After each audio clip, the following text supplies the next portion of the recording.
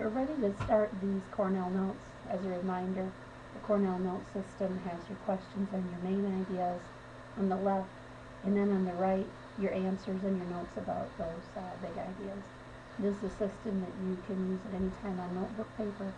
In this class, you'll always receive formal notes from me in a manner like this, either face-to-face or asynchronously, and they'll have differing levels of completeness when you get them, and then afterwards everyone should be complete. I usually check them for completeness and your summary on the back. Let's go ahead and look at what are the layers that we're actually talking about. I would imagine that your background knowledge already has these three, possibly these four, and we're going to go a little bit deeper obviously in this module. We're going to talk about what the layers are based on, and they're actually based on the composition. It's not as clear-cut as what you see when you look in a text or at a diagram on the internet. The composition has to be measured for us to determine which layer it is. And often after a sample is taken, we would look for certain elements at different layers. The root word of composition, compose, means what something's made up of.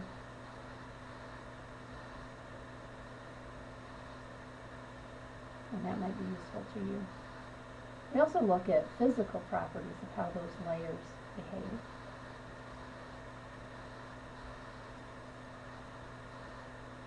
And we can categorize different layers up here into different categories down here. You'll find the lithosphere, the asthenosphere, the mesosphere, the outer and inner core. And when we look at those physical properties, we're really looking at several things. First of all, the state of that layer.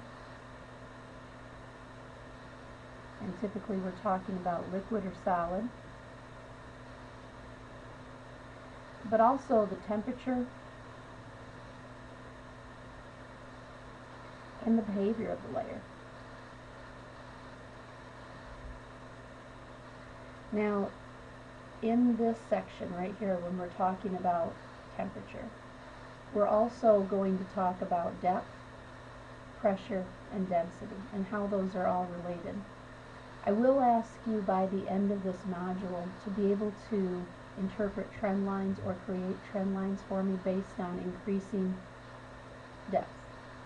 So, in other words, as depth increases, what does temperature do? What does density do? And what does pressure do? And if you care to make a prediction, I can tell you that all of the trend lines look the same. And a trend line, you may or may not know from math class, is like a one-quadrant line graph. There are no data points.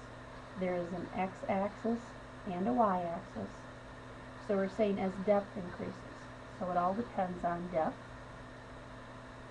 And as that moves out to the right, what happens to temperature?